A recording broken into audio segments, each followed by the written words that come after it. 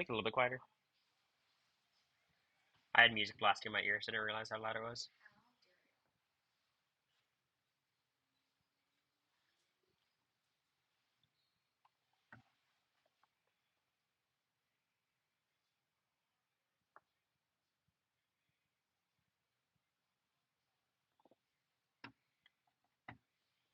This is gonna be such a bad stream. This is gonna be such a bad connection.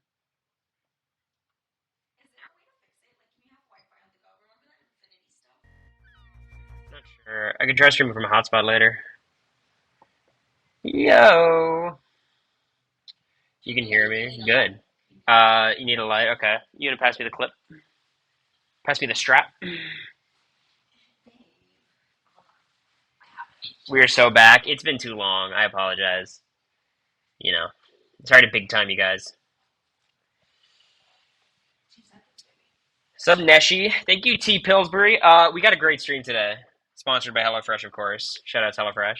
Back at the mobile setup in the not gonna mention the hotel name for obvious reasons, but Can I clip it on here? yes, that should be fine. But can you lower the brightness? Holy.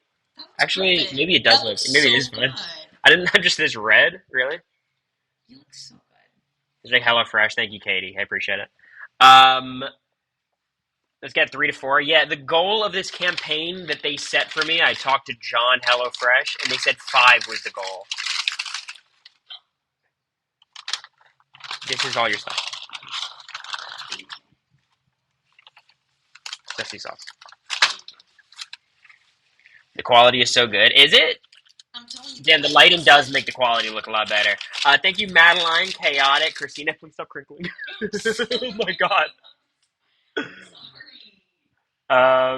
Thank you, T Pillsbury, Madeline, Chaotic, and Christina. I appreciate you guys. ASMR. Yeah. I was waiting for. I was like, okay, I'm just gonna let it go because why make it a thing? And then it never stopped. It was 2 seconds. You're so dramatic. Another 2 HelloFresh. Yes. So we need 2 more, and we've achieved the goal. I'm not gonna get disciplined. Wait, what happened to the HelloFresh box? We don't talk about it. Okay, quality. Wow, you guys like it. Interesting. But anyways, today we're going through one of the most godforsaken Twitter threads I've ever seen. People saw a prompt. The prompt was name your Big Brother opinion that you wouldn't say otherwise. And people said, time for me to expose myself for being the worst. So I'm pretty excited. Is it the AirPod mic? It shouldn't be. I'm using the AirPod mic? I'm sure I am. Give me a second. This is gonna blow your mind the second it gets fixed. 1 second.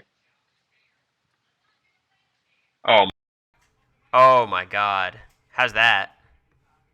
Is that better? Oh yeah. Wait. So you're telling me that the okay qualities were all ironic? I'm off camera. Well, that's what I thought, but okay, no, we're actually back. We have a mic. You'd think after the 49th time of me accidentally speaking through my AirPods mic, I'd change. Oh, before we do any HelloFresh stuff, before we do any Twitter Big Brother discuss, this is one of my favorite types of streams. This is a me yapping for 2 hours straight stream. But I have to do a product review. Now, let me tell you, this is not sponsored. In fact, it's the opposite of sponsored.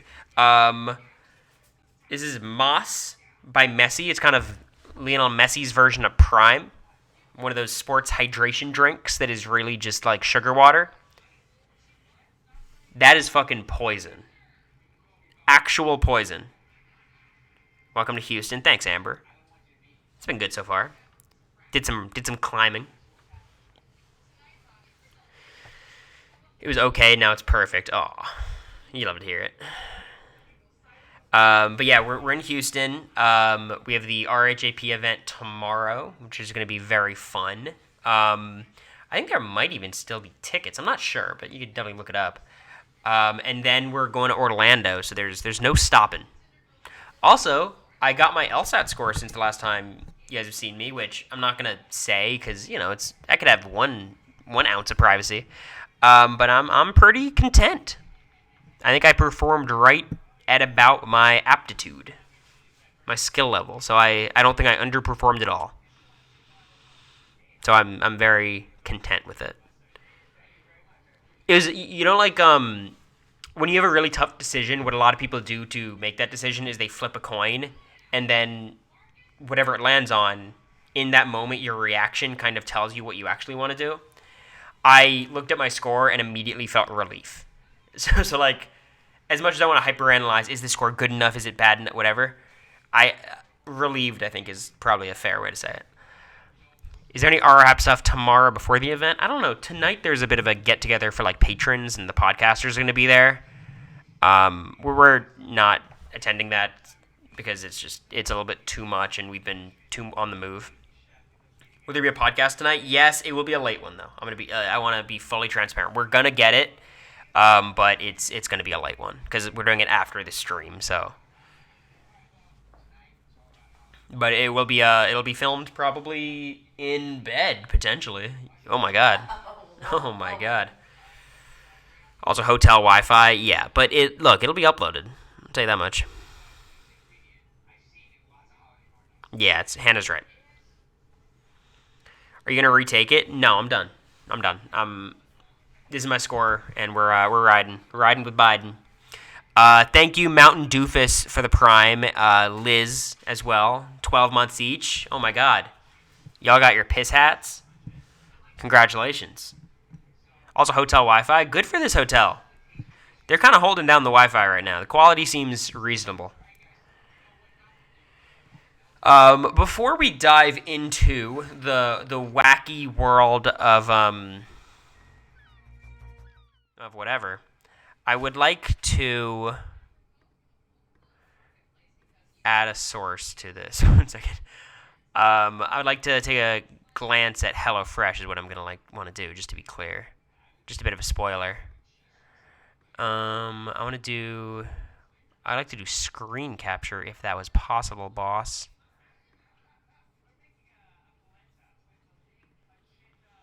You think by now I'd be good enough and able to...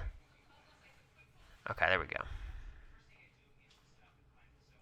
Let's fit to screen. And then let's...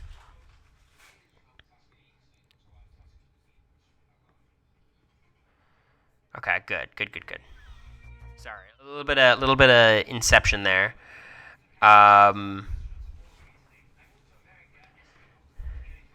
Okay. So, let's go ahead and check out the wrong browser. Okay, here we go.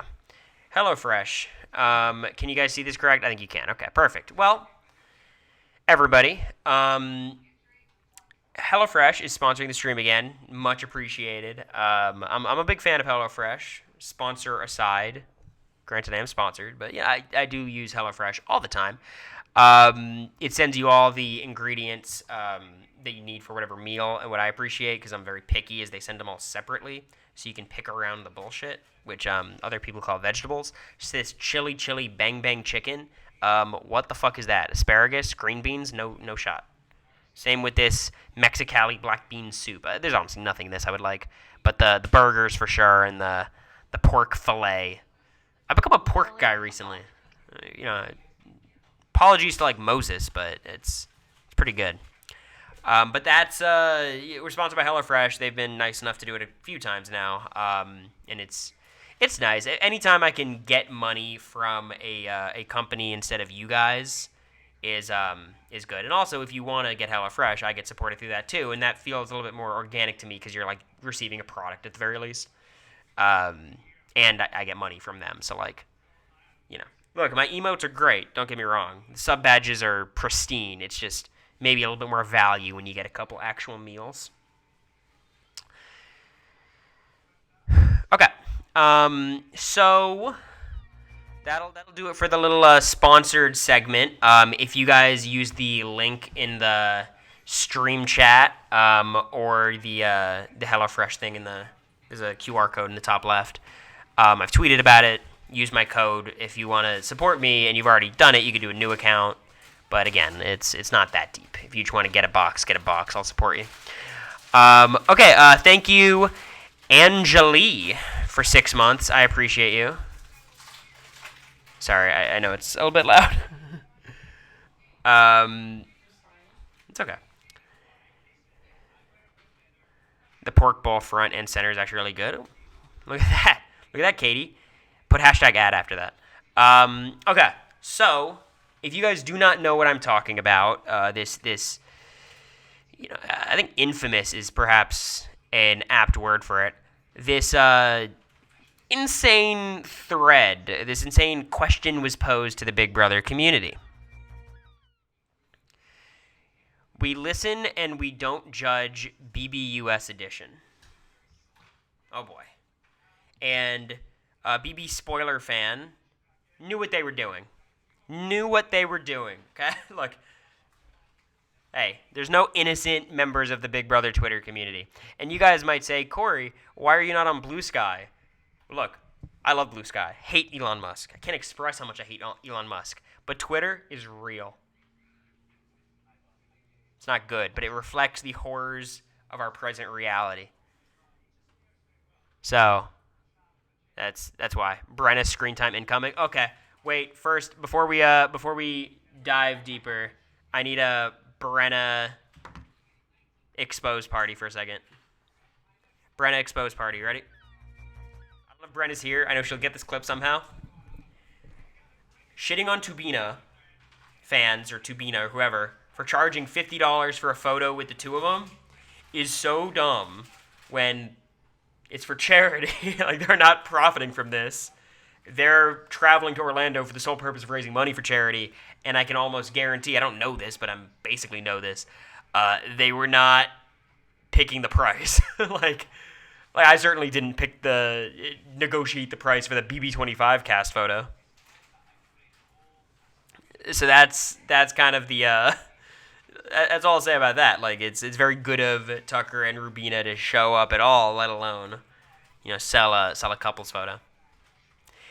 America and I are offering an unofficial opportunity near the venue, where we'll actually take $50 from charity if you want a picture with us. Okay, Swaggy C. yeah, we'll get to Swaggy C later in the stream. Jared and Mimi won't be there. Oh, I didn't know Jared wouldn't be there. I knew Mimi. All right, this is good. This means less people in between America and Matt. Oh my god. Thank you, Tom, for gifting Hey Bub. Hey Bub, you've avoided the ads. Congratulations. Also, say what you will about Mimi. There's no reason to hate Mimi. Like, What happened? no, it's a Jared and Mimi are not going. We win. Oh. It's like. I thought they were talking about Jared. Ooh, Taylor Hale now attending. Yes, Thursday, Friday. Huge. We need one more drop. Who can you be talking about, Katie? Who can you be talking about? Because I don't think T-Core deserves that smoke. I'd pay for the BB25 photo and ask Matt to step aside. That, honestly, would be worth the money. That'd be hilarious. That'd be funny. That's a funny bit. Mimi told the January 6th supporters to eat a dick. I'm obsessed with her. I was trying to think of a witty comeback, but that's a good one. I like that. What's up, GR? Okay, let's dive into his thread. As always, we go through the quote tweets. Of course, the quote tweets is where the real juice is at, in my experience. And when I say juice, I mean the stuff I don't want to actually see. But the exercise of this is we have to actually, see the quotes. So here's what I'll say. Reminder, if anybody sees someone on Twitter who posts one of these things that you think is a stupid take, don't go after them. I understand me saying don't go after them doesn't really do anything because I don't have as much of a stranglehold over my community as I wish I did. Well, actually, I'm kind of happy about that because then I'm not, culpable for the stupid shit some of you guys do.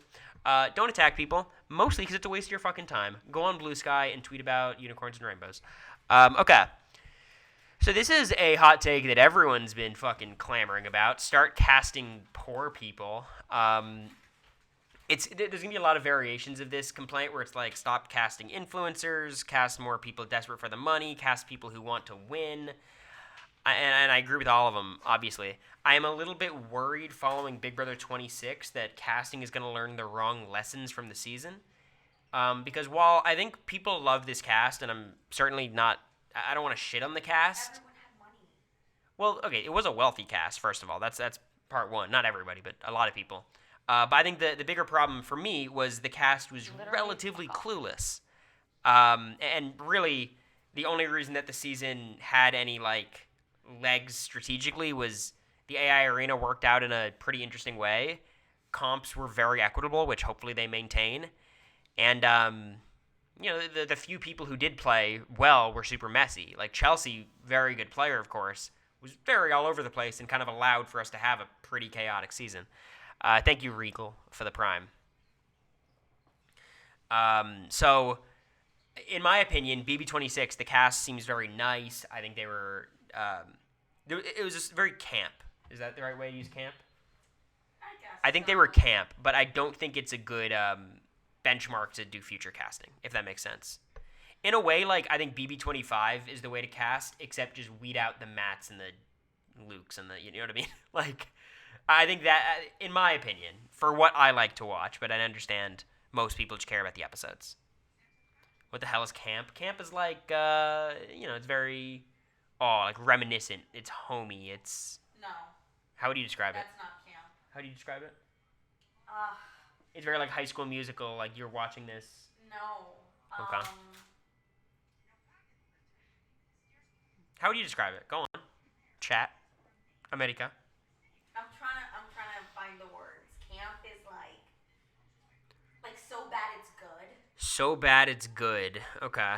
I've heard a lot of people say, like, honestly, she was camp, and it's a picture of Gina Marie. The movie Trap is camp? Okay. I see that. Corny but good. Okay, in this case, I do think this cast is camp. I'm with it. The Bottoms movie. Bottoms was ass. We need to watch it again, but I regret to inform you, Bottoms was ass, and you guys are desperate for, like, alternative media. I gave Bottoms a chance. Scream Queens was a little bit better. Thank you, Quinn Strepe. Oh. I read it as a sub, Quistrepe, because it has like a little like highlighted thing on my thing, but it says held for homophobia.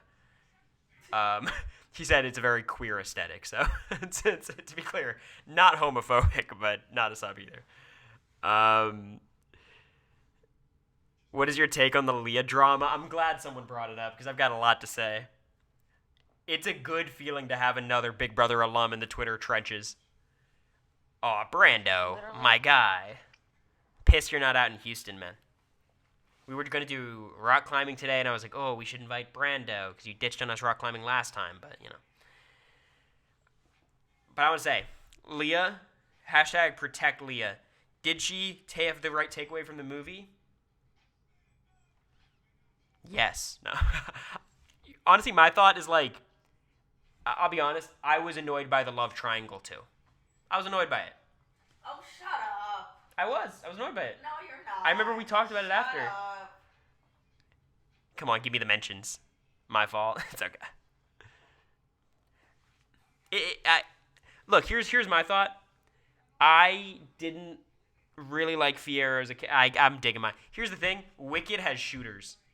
I don't know if I want to dive into my opinions on Wicked, but when it comes to Leah's opinions on Wicked, kind of funny. Also, the people trying to elevate Leah's Wicked opinions to, like, something more than they are, and then being like, see, but in your actual life, this thing happened, which makes you a hypocrite. It's like, really? Sharing your Wicked opinion is dangerous? Yeah, it's 1984. Big Brother's always watching. But it did crack me up. I thought it was a very funny bit of Big Brother Twitter.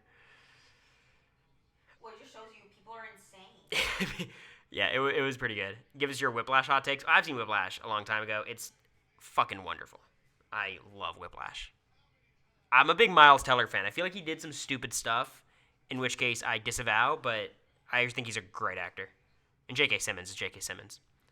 People are sending her death threats over it. Yeah, look, if people hate you, they're going to hate whatever you do. So those people don't give a shit about Wicked. Maybe they do. There's probably some overlap, to be honest. I went to middle school as a Miles Teller. That's huge. They're longing postseason drama. That's one thing we gave them. But back to the casting poor people. I'll give them more this weekend. I think the idea of just casting fans is a bad one. I don't think Big Brother works if it's a Survivor type cast, right? So that's the extreme end of the spectrum. I think if you put in like 16 super fans like a lot of people want, that doesn't work at all. I think the problem with Big Brother is the way that the game is structured, the format. Good players are going to play safe. They're going to play conservative. They're going to play reserved. There's very few. Like a Dan Giesling is 1 in a million. Most really good players are going to play like a Derek. Honestly, kind of like a Chelsea. You know what I mean? Now, here's why I'm concerned that the BB26 cast is going to be like their new benchmark going forward. Because you're told in like the rule book and everything that you're not allowed to disclose your vote before the eviction. Yeah, that's a thing. And I read it when I was in sequester, and I'm like, there's no way that's true. That's insane. You can't. Really? So I didn't listen, and neither did anybody, because we all knew, like, you're allowed to tell people who you're voting for, of course. That's the game. But BB26 was so recruit-heavy that they truly didn't know they weren't allowed to. Like, they thought that's how it works, and there'd be consequences. So I think that's why there were so many blindsides. It wasn't like maybe you could say the BB25 cast was lame, maybe. But it was more like production's able to control you more the less you know about the show. If that, like, say what you want about Cameron, but Cameron wasn't, beholden to whatever production wanted from him, right? Neither was Izzy, neither was me, neither was most people in the house. T-Core saying she didn't know she was allowed to make a deal with Leah during Janky World. Okay, that's a T-Core thing. That is absolutely a T-Core thing. But I think the general point still stands. Shut up, Bullet. What could they do? Take your vote away? Exactly. So I think that is a lot of the reason why maybe casting might favor people who haven't seen the show before, because they're more moldable. Whereas fans feel a little bit more entitled to do what they want. I'm sorry, but idiot recruits make such a great recruit. Look, I wouldn't call them idiots, first of all. But I think there's a time and a place for people who are like clueless about the show, and I think there's 1 or 2 people a season. But I generally think most people who go on Big Brother, I think, should be like Chelsea's, like fans who are not super deep into it. And there should be like some super fans and some people less familiar. Like, I think a general like group of casuals can do most of what, like, they should be able to watch the Tucker and be like, I want to emulate that. And I know we're not the biggest like Tucker stans necessarily. Like, he wasn't my favorite character on the show, but I think it's good that, people watch the show and see the exciting gameplay and want to emulate that, as opposed to the live feeders who know, okay, Tucker's gameplay was actually terrible. I should play more like Derek or Andy or someone.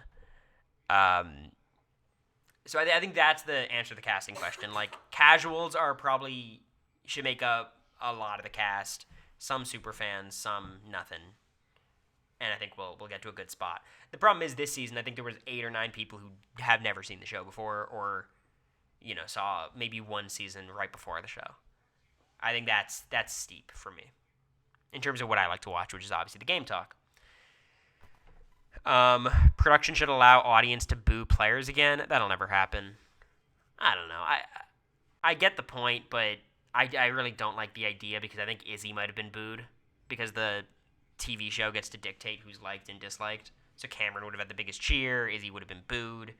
Jared probably would have been booed. But also, like, the makeup of the audience, like, it's a lot of CBS people, frankly. So I don't think it's that big of a deal. But I think the claps are fine. I don't trust the audience to boo the right people. The booing of Christine is one of those stains in Big Brother history. Yeah, the BB can, stadium noise during the double evictions are really fun. Thanks, Brenna. Blair is a better couple than Americory. You know it's a... Where is it?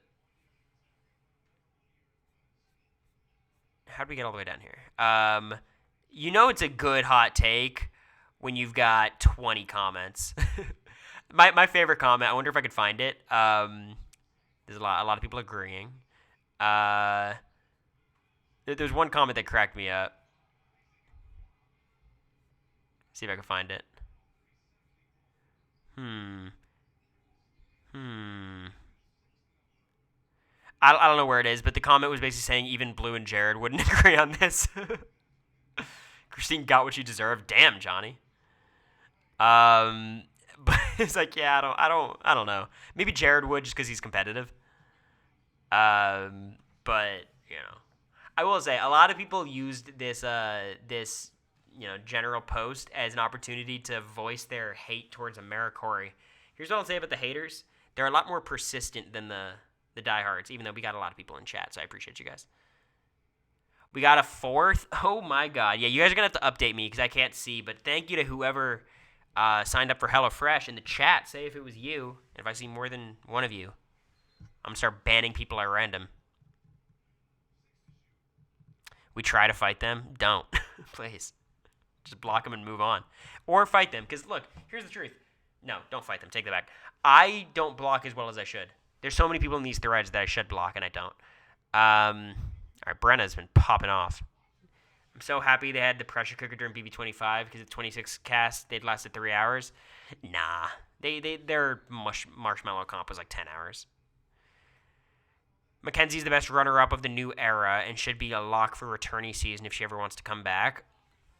I would not be upset at a Mackenzie return. I think she is one of the people who made the season as good as it was because of her insane decision-making. I think she's also the type of player who, like, played once, had no idea what she was doing because she was super new to the show, and then comes back a second time actually much better. Best runner-up of the new era, so we're talking about Azza... Oh, forget Big D. So we got Big D, Monty. Honestly, the runner-ups are not that bad. Big D, Monty. I don't really count 22. I'm doing 23 and on. And then Matt and Mackenzie. I think Matt's probably the best player. Tyler would be new era. Well, it depends if you're... Like, I do 23 through 20. Like, I think there feels like a distinction after All-Stars 2. You think so? If you're doing 20, it's definitely Tyler. And then Enzo. And you know, but I think Matt's probably better than MJ and Monty. Like, people overrate the shit out of Monty. I'll tell you that much. Should Monty have beaten Taylor? I don't think so. But that's its own discussion. Acting like he was like a great player, that was insane. Like, Monty's a better player than Matt. Yeah, I think that's pretty crazy. Big D the worst? Yeah. Yeah. Arguably my favorite though. Still sounding like Matt was a terrible player. There's a lot of terrible players. BB Twitter gave Cody Nixon. Yeah, we all hate Cody Nixon. We're all in there together. Nicole played better than Will. Should have won BB2. I don't know. The vibes of a Will win were too strong. Will's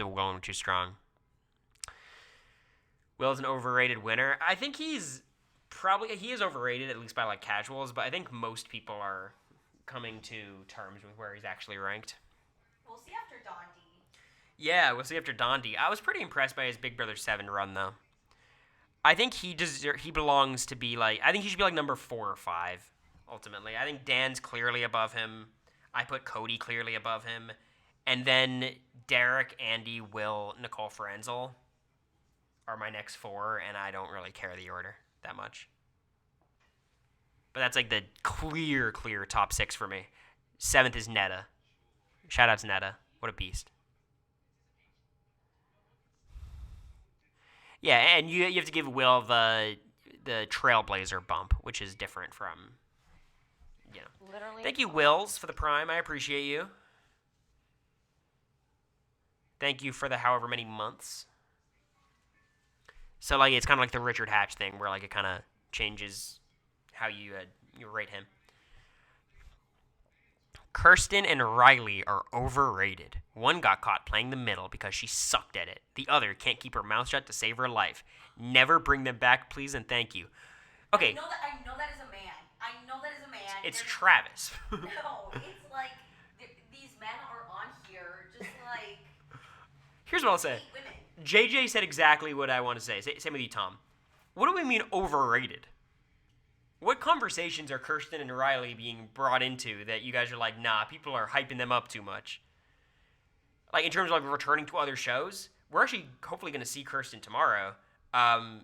Kirsten should be on every show, in my opinion. I think Riley is a dynamic, fun character who would have been one of the more entertaining people on 25. If you're talking gameplay-wise, I just think you're shouting at a wall. I don't think there's many people arguing in favor of either of them. But, yeah. I will say, like, Kirsten, I think, was obviously a very flawed player. She was probably the person on the cast, along with Luke, who had seen the show the least. But she did get screwed by a twist. If nominees were normal that week, it probably would have been Luke and Kirsten, and I think Luke would have ended up going home unless he won the veto. So, like, I don't think she makes a super deep run, but I think Luke is the first boot in most seasons. First time y'all going to see Kirsten since the show? Yes. Yeah. Are they saying this because of the challenge leak? It's not a fucking leak. A new challenge leak list comes out every day. Amanda Zuckerman is incredibly racist and extremely dislikable. However, I love the however. Her social manipulation and power to influence players was impressive, and if not Andy, she should have won BB15. Yeah, she probably had the most agency. I just don't really care about the putting aside the racism stuff. Like, I think there's disqualifiers in Big Brother. The reason I wouldn't vote for Mickey over Holly, Tucker is one of the most annoying players we've had. He's polarizing. I appreciate players who make you feel something, especially when that something isn't like, oh my god, they're racist, So I appreciate Tucker for that. Unless it makes your turn in the future, I don't think AI Arena wins should count towards someone's comp record. The same goes for the upgrade comp wins. I don't think upgrade comp should count at all. And the idea of it counting is just like a super fan, counting stats kind of thing. But I don't, I do agree that, like, if I won Path to Power, I don't know if that counts as me winning 2 comps. AI Arenas, if it's a part of the structure, I think you got to count it. You just put like a little asterisk next to people's numbers. Be like, yeah, they won this many AI Arenas. It's kind of like basketball, like if they ever like change the way they score, if they had a 4-point line, like it almost throws out the way that we've done statistics forever, because you can't compare people before the 4-point line to people after the 4-point line. So it's like, if the AI Arena happens every year, we just got to recalibrate our brains and be like, okay, Jag had the record until there was AI Arena.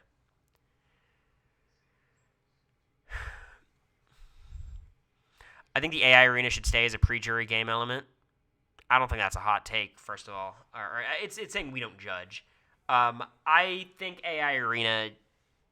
Look, I don't like it, but I understand it's going to be back. I think it should be there for the pre-jury phase up until final... Like, it should end after the final 12. Final 12, they do an AI Arena, and then 11 on, no. But look, I'm not super strong in my AI Arena opinion. I think it was really good for this season. I think with a bigger sample size, another season where we get to see it, I think we'll get a better sense of, like, did we get lucky with 26, or is the twist actually okay? Will Janelle, best showmance of all time? It's a crazy one. The obsession y'all have with skinny white women and white passing women the second cast drops is a little weird. They do nothing all season, and all I see is mother down the timeline. There is definitely a certain breed of Big Brother fan who just stands the pretty girl and then adds racism to it. So, I mean, that exists. All right, let's talk about this one, because this was the one I tweeted about today. I don't mind showmances when they're actively playing the game, and basically every reply is like, Americory playing the game, Americory playing the game. And it's like, first of all, we're in a picture with Bailey and Swaggy. Let's just get that straight. And I'm not even saying they weren't playing. They were playing, but like you're saying like I'm the one who wasn't playing. Say what you will about my gameplay, America's gameplay. Gaming my ass off all day. Like I I was fucking gaming my ass off with Matt and Bowie. They know, babe. We know. And They Mimi. don't watch feeds. They don't watch feeds. It's just, they get their info from Twitter and pretend that they're feedsters and they're super fans when they're not. I think it's even less that like they don't watch feeds because I mean I'm sure they're on Twitter during the season. I think they just dislike us and then put on negative attributes to us. I think the only person the entire season who gamed harder than me was Izzy. Because Jared would, like, go comatose sometimes and just shut down for days at a time. Surrey shut down the second half of the season. Jag was very active, to his credit. So this is my hot take, and I want you guys to tell me if you think I'm insane for this. But this is my honest opinion. I think Blue Kim had more strategic conversations, like the quantity, more strategic conversations than anyone from BB26. What do you guys think?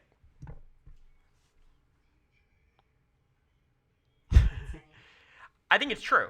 And I think it's just the nature of the season. Like, Big Brother 25, everyone had to game, because if you didn't, you'd fall behind. I mean, that's kind of what happened to Mimi. Like, you had no choice. You had to fucking go. Even Bowie was talking a lot of game. Or at least she wasn't talking game and then fell behind because of it and had to, catch up. So, I think it was a very strategic cast. How good was the cast strategically? That's its own question. I think we were kind of middle of the pack. But I think, the most active players, probably, Izzy, myself, Jag, America, Jared, maybe. What about Chelsea? Chelsea's the one because she lasted so long, but I just think, the nature of the season, there was less... Quinn would have talked game with everybody, but there wasn't enough other people to talk game with. Same with Chelsea. That was I thought it was a funny take. I think there's no reason to pour hate onto Mimi. There's bigger crimes than being a little bit boring on the show. You know what I mean? I feel like I see a tweet about Mimi in that tone come up every fucking 2 months, and it's for what? It's gotta be the same person. I'm sure they're all in a group chat or something.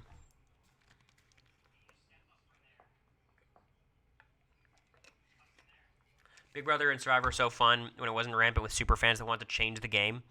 Okay, this is, again, just creating problems that don't exist. This never happened to Big Brother. Big Brother doesn't cast superfans that want to change the game. I think superfans are the ones who usually want to play within the confines of the game. I'm the superfan who's ruining blindsides because I know it's better for my game. Quinn, Tucker's the one who's the casual who's oh, I want to bake a big TV moment so I can get cast on the challenge and stuff. Is more Survivor related? Sure. I mean, they just said Big Brother and Survivor, so I'm talking about the Big Brother part. Big Brother has not casted more superfans. They've cast less, frankly. On our season, they had 3, which is, again, if you count Izzy, which I'm sure they counted Izzy. But on our season, I mean, myself, America, Izzy, Cameron, Mimi. There's already 5 people who, legitimately have watched the show for a while. Felicia as well. Quinn wanted to use his deepfake on himself. Yeah. Paul's the greatest to ever do it. That didn't win. I mean, definitely in the conversation. I think I think you just can't really argue over Tyler for me. I just think, Paul's game in 18 does not impress me. It doesn't move me much. Very active. A lot of creative plans, which I like. 19 was insane. But I think Tyler's game in 20 is better than Paul's in 19. And Tyler's game in 22 is honestly pretty similar to Paul's in 18. Danielle Reyes I get, but I think her game in Big Brother 3, it's just hard to contextualize. It was a pretty strategic season, but, And then Big Brother 7, I was impressed, but I feel like she got evicted for no reason. She could have prevented that. And it's pretty fresh in my head. But I think Danielle Reyes and Tyler are the top 2 for me. Vanessa, I think Vanessa's great, but she put herself in a 50-50. You can't do that. There's players who, like Paul and Tyler, who got to the final 3 where they're locked into the final 2 and lost by 1 vote. I understand Vanessa would have beaten everybody, but, like, I don't know. If you want to say you value that more, where you're going to win versus just get to the final 2, but both Tyler and Paul really could have won, of course. Eric Stein, he's a tough one to judge, but I think Paul, you could certainly make the case. I don't think it's a crazy one. You could just say BB19 is one of the most impressive games ever. I think that's when I would be like, hey, yeah, but he had a lot of advantages. Can't say you miss old BB fights if you're going to go online and bombard the fuck out of players' social business reviews just because they went after fave. Of course, I think everyone agrees on this. Like, anyone who does that is insane. Fire Grodner and bring back luxury comps. Don't bring back luxury comps. Waste of fucking time. And fire Allison Grodner. Tell me who else is doing it. If they have Marissa Cox around the corner, like... but, I like Allison Grodner. I've interacted with her a lot, during the casting, during the show, and she's very nice to me. That's about all I'll say. Obviously, I don't agree with most of her decisions and philosophy on the show, but shocker. A lot of your favorite players not fucking with Chelsea. Ooh, drama in the BB26 streets. Let's go. I'd like to see cast 100% recruits. Yeah, you just got that season. Show would be better if they just cast normal people like they did in old school BB. Now, I feel you have to be some type of influencer, have a connection with someone famous to even be considered. That was a BB26 thing. That was crazy. Like, BB26, how many people were on previous shows? It's pretty wild. But I don't think this is really a thing. I think this is just, like, people being, like, projecting a little bit. I think a lot of normal people are cast. The other part of it is, like, you have to not be normal in the casting process. Like, you have to pretend. So, like, I'm a pretty normal person, but I definitely pretended not to be normal. If you want to say I got cast because of my brother, I get it, but, Well, no, here's another thing. Like, influencers and stuff like that, the people that they recruit are comfortable in front of a camera. Yeah. So they're comfortable, like you said, comfortable during the interview process to be more extroverted and a little bit more extra than, like, a regular person that, would be, who's not used to, like, talking to their phone She's or right. to their computer screen. She's right. I'll tell you my opinions on Angela as a TV character. It felt a little bit forced to me. It felt like she was trying to, make moments. It wasn't as organic as, like, a Felicia, who was truly just Feliciaing. No one thinks you were cast because of Zach. I mean, I could understand that perspective, considering, like, Suri was there. Mackenzie's the most interesting runner-up we've had. Try to analyze her game. Yeah, I think interesting is a funny way to word it. Again, like, Tyler is Tyler, but MJ's game is a fascinating one. There's a really interesting YouTube video that could be made. Natalie beats her, maybe. Natalie's pretty good, too. Janelle's a comp beast, but that's all. She wouldn't win if she ever made it to the final 2. Terrible player, in my opinion. I mean, I feel like she wins on the Big Brother 7 final 2 definitely against Erica, which would have been her plan. So if she just wins part 3, she wins Big Brother 7. And then if she's against Boogie, that never happens anyways, because Boogie always takes Erica or Will, and she always takes Erica or Will. But, like, look, I think Janelle is a legend, a comp beast for sure, a very creative kind of comp beast because she just won so many quizzes and random stuff. But I think it's hard to make the case that she's better than average strategically. Better than average socially. You know what I mean? Like, she's a very top-heavy player in terms of her comp wins. So, it's valuable, though. I mean, it got her pretty close to winning twice. Honestly, the show is nothing without live feeds. If you're casual, you may as well not watch the show. Okay, I don't agree with this, obviously, but I don't get people who just watch the TV show because I don't know how they like it that much. You know what I mean? Like, I don't fully understand. Like, for me, like, you have to watch the live shows because you watch the feeds and because you consume the media surrounding the show. I just don't understand why people would, like, not choose to watch something else, but I'm glad they do. I think maybe if you don't watch the feeds, you don't know what you're missing, so it's less, the episodes are less, like we think the episodes are so much worse because we know what they could have. Cam played the best game on BB26. I think you could make a very strong case he played the second best game. The concept and strategy of BB as a game is so fascinating, but gets lost in the ridiculousness, which makes the episodes unwatchable. Yeah, for sure. It could be just as good as Survivor if they tame down the foolishness. It definitely could be. Survivor does have the added element of like the setting and the budget and the way everything is shot. It's just a better product. But Big Brother could obviously make itself a little bit more legit. Like I like the idea of it being a very upbeat show. But I think the pure wackiness maybe could be toned down a bit. Methinks. Tucker treated Lisa completely wrong. He often talked down to her. I feel like he felt he was superior. Yeah, I don't think they were fair to Lisa. As far as I understand, Lisa was like a interesting person to live with, but she was pretty harmless. She was pretty nice. Also, like the people like standing Tucker's treatment of Lisa, it felt a little bit hypocritical. And Leah. Leo was boring / a waste of space. Look, I think if you're able to get that many people, like I think boring is not the word I would use at all. I think she's obviously not as animated as like a lot of people, but I think she was a pretty fun underdog, and she actually had a better sense of the game than most.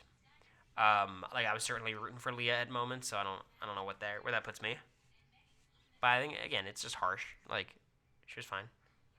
But if I knew her wicked opinion before she went on the show, oh boy. With how much fluff they add, I wish they would bring back hometown segments. I do agree with that. With the AI arena, I guess they don't think they need them, but I think hometown segments would be more fun. I think they could bring back stuff like interviews with the HOH. That'd be good. That'd be fun.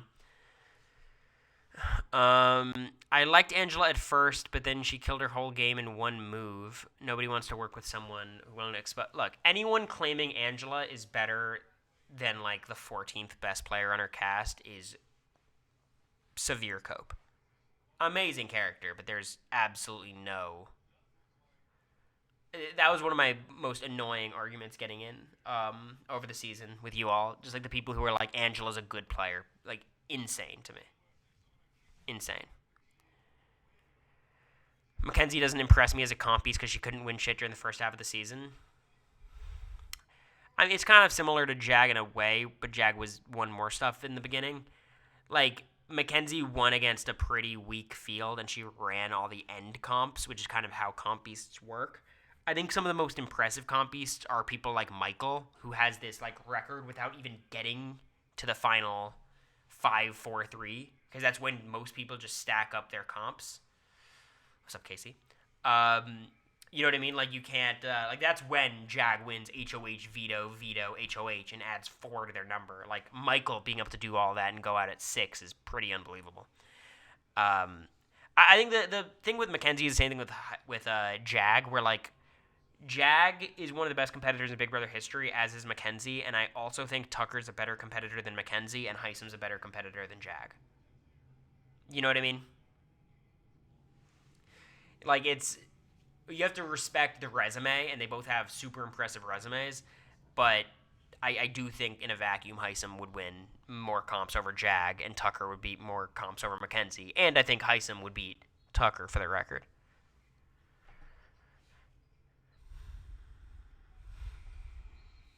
Oh, I see. I thought Casey was just some person. Yeah, I wouldn't say the same about Casey, though, because Casey was competing against a hellish field. Casey was competing against Angela and Tyler every single comp, and Brett was no slouch, and Fessy was no slouch, and Haley was pretty good. Like, I think the fact that she won so many comps on BB20 is almost like a testament to her being probably underrated as a comp beast. Same with Tyler, for the record. But I think the best competitors in Big Brother history, for me, I think Cody is very clear. I think Paul is a very underrated one. I think Michael is certainly there. And I would still have Jag up there. I just competed against Jag, and I don't know. It was tough. Jag was good. I think the problem with Jag is he's just not as well-rounded as these other competitors. He's so good at what he's good at, And then there's like, if he was just like good at quizzes, you could definitely put Jag in the conversation. But he like is actively pretty bad at them. Dan's good, but I don't think he's a comp beast. Between Tucker and Heisem won 3 out of the 4 comps he competed in and got second in the other one. And he won those comps by a distant margin. Like, he's insane. T-Core didn't deserve all the hate from Twitter. I agree. Again, there's much bigger crimes than being a little bit, quiet and chill in the house and maybe not doing as much strategically as people would want. Direct your hate towards the people deserving of hate, not the, T-Cores of the world. Voicing your frustration, I get it. That's fine. I don't give a fuck about Tucker and Rabina. That's your opinion, but no need to post it.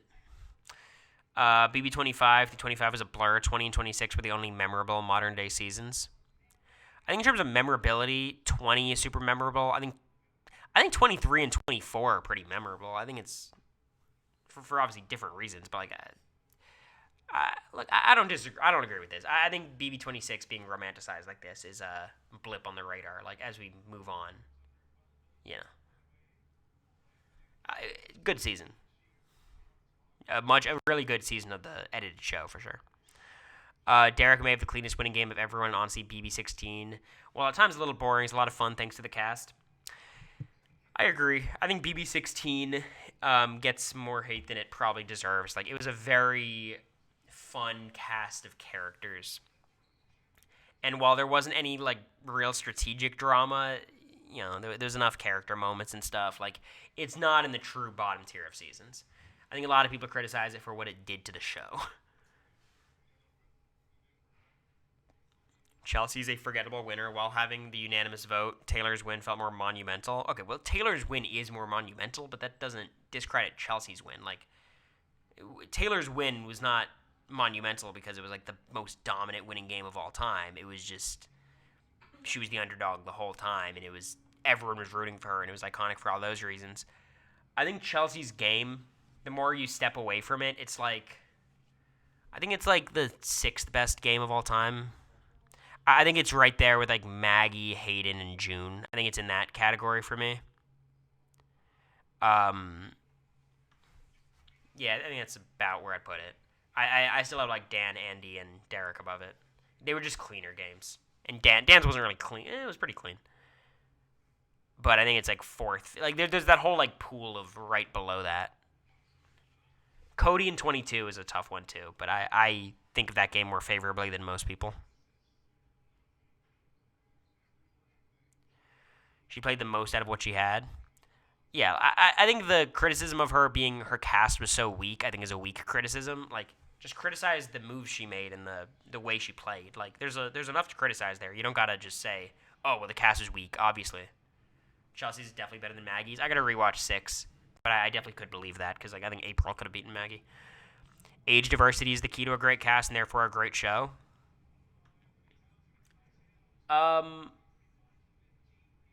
I mean, generally speaking, yes. I think the idea that, like, younger people are too immature and older people, like, a lot of older people want to become influencers and younger people want to win the game. Like, I think people overstate, like, the difference between those two groups in that aspect. In terms of, like, maturity and being ready to play, it's like, okay, well, where would you put Angela in that category, or Felicia, versus someone like a Tyler? So, I think age diversity is just generally a good thing. The important thing to note is when you have inequitable comps, you can't do age diversity in the same way unless you're just casting Heisems. Or even Kenny's. If we're doing all equitable comps, that's good. Otherwise, you sometimes get in a situation with, like, Suri and Felicia, where it's just, the age diversity that was so exciting kind of makes the season rough sometimes.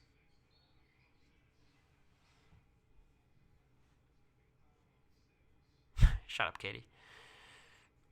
Some of y'all need to be reminded that they're just normal people, not celebrities. Yeah, but, micro-celebrities. Paloma actually had potential to be a good player. She had a strong alliance and was the most active player in the house. I think she would have been horrible. I think somehow the leftovers would have formed anyways, and she would have been, like, the Daniel Durston or the Amira boot. Like, she was so chaotic and insane and nuts.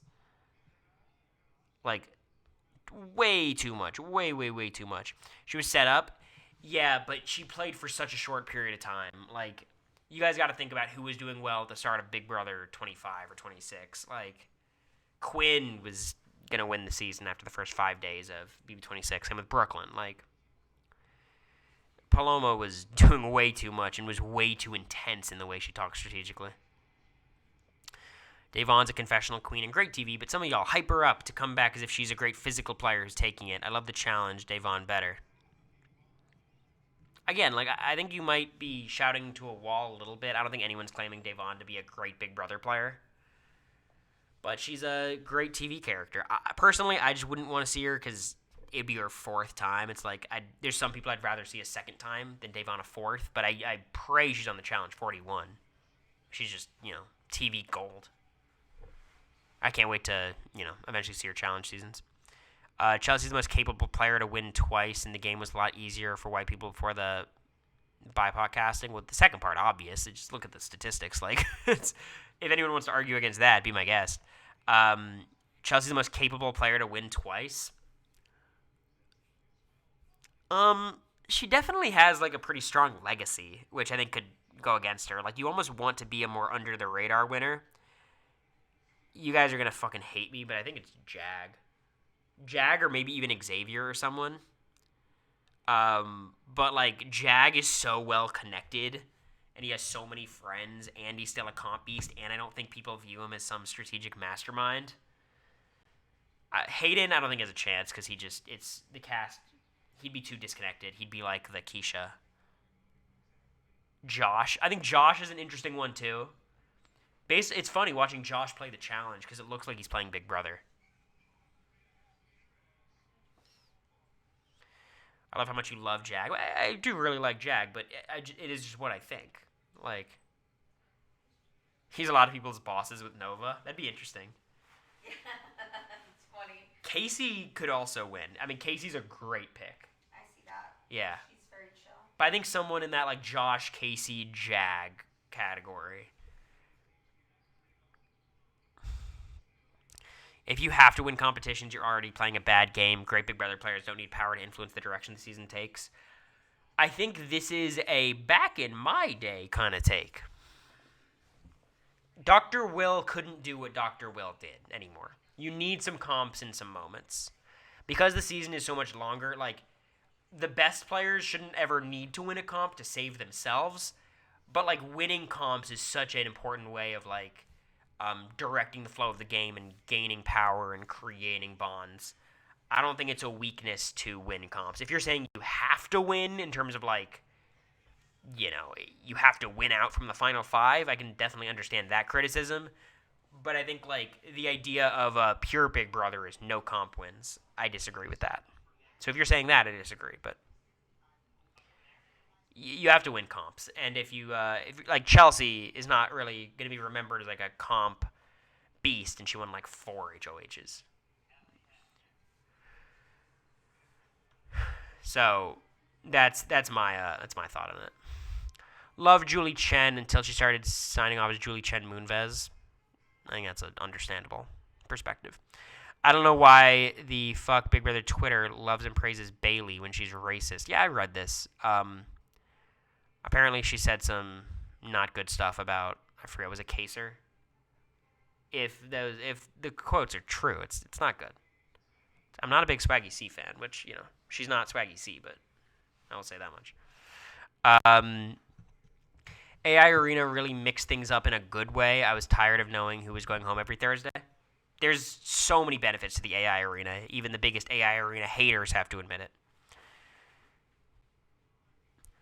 A lot of y'all say some people didn't play the game when in reality you don't like them and they didn't win comps, which y'all claim don't matter. Wait, can I say something about the AI Arena? Yeah.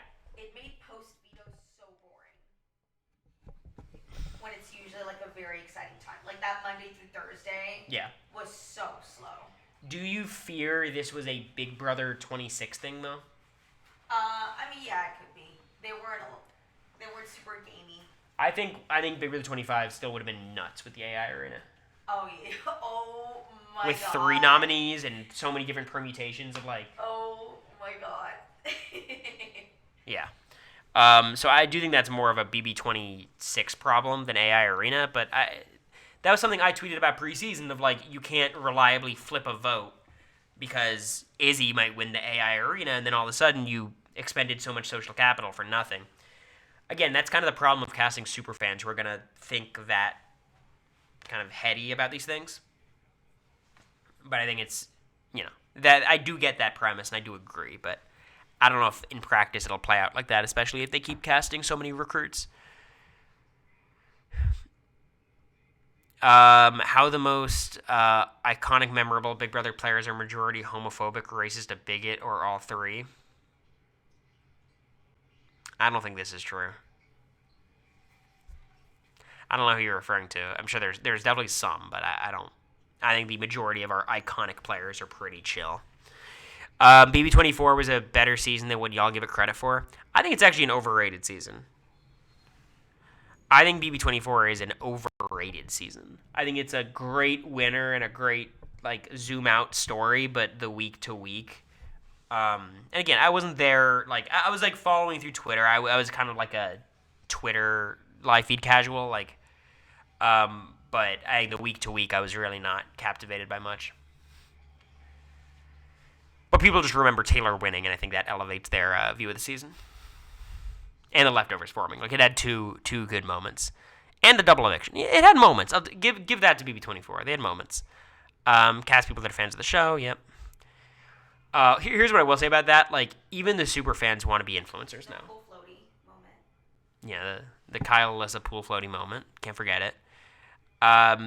Even the super fans want followers and start a podcast and stream on Twitch, and it's all. Yeah, let's be real. Quinn's about to start streaming. Like, there's actually very few people who are like, yeah, like people. It's a nice life doing the influencer stuff for a minute. It's very exciting. So I don't think that's going to change anytime soon. Chelsea was actually an amazing player, and I think she still would have won even if it wasn't a season where 50% of the cast is recruits. Any season you put her on, she's going to be on the short list of winner candidates. So I agree. But yeah, that's why I hope we get to see her again at some point. We need 50-plus-year-olds in the cast. Sari, Felicia, and Angela were top-tier entertainment. Yeah, I mean, we've seen that casting demographic flop, too. You guys know I love Bowie Jane. She's not 50, but she was, 45 when the show went down, and I don't think people viewed her as, like, a great casting hit. Same thing with, like, Kenny was in that older person demographic. If you mean truly, like, 50, 60-plus, I feel like those do better, generally. Chef Joe, of course. Yeah, like, I think the premise is right. Generally, I think, like, you find more interesting people in that archetype, because if you're 55 wanting to go on Big Brother, you're probably a bit of a sicko, and I mean that in a very positive way. So I do get what you're saying. Just, you gotta make sure the comps are, well designed. Cliff, but he's divisive. Cliff was great casting, obviously. This is what I was saying earlier. There are new players that have played much better games than Dan and Dr. Will, considering the cast and twist they've had to face. I do think Big Brother is a significantly harder game now because of the twists. And while people might say, like, oh my god, the cast have gotten dumber, more influencers, I do think, like, people nowadays have a better idea of what the show is than people before, maybe with the exception of 26.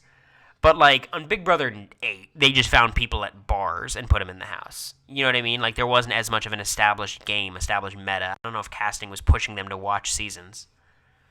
So, like, I do think it's gotten harder as time's gone on. I don't know how many people have played better games than Dan. I think Tyler in BB20 was really good, but still not as good as Dan BB10. Vanessa was good. Like, Chelsea was good. Like, there's people maybe you could put over Dr. Will, but Dan's games are pretty good. I'm happy we did not get another Reindeer Games. If we had that every year, it would get old quick. Yeah, Reindeer Games was super cute. I didn't care about it that much, though. It just... it wasn't Big Brother. There wasn't any strategy. There was some, of course, but it just didn't hit... It was just a TV show for me. Like, I'm not missing it, I guess is the way I'll say it.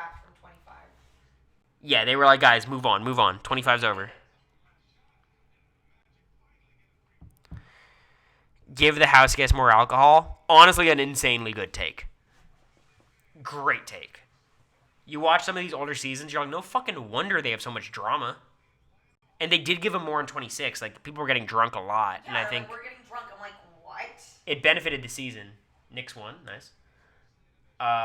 But yeah, no, you absolutely should give the house guests more alcohol. There's really no reason not to.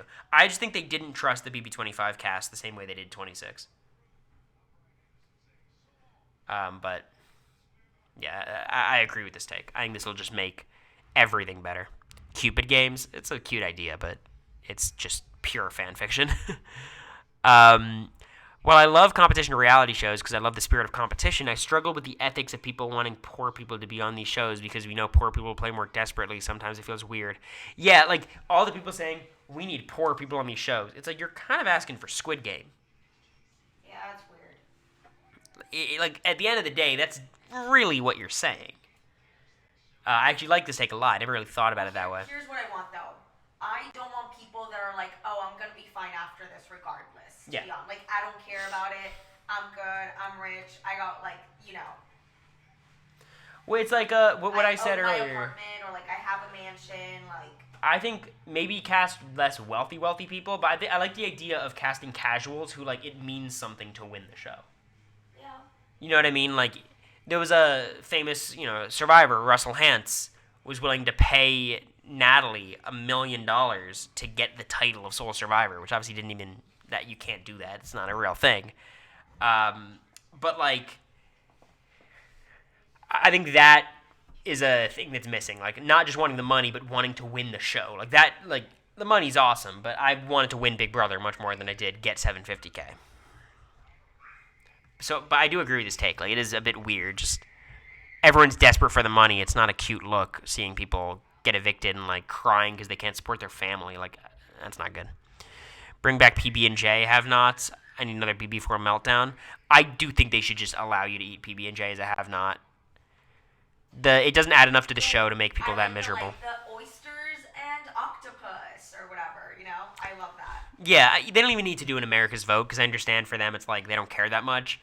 But they should give, like, let people eat wacky food, you know what I mean, instead of just slop. Because slop just fucks with your stomach. Like, health-wise, it's really bad.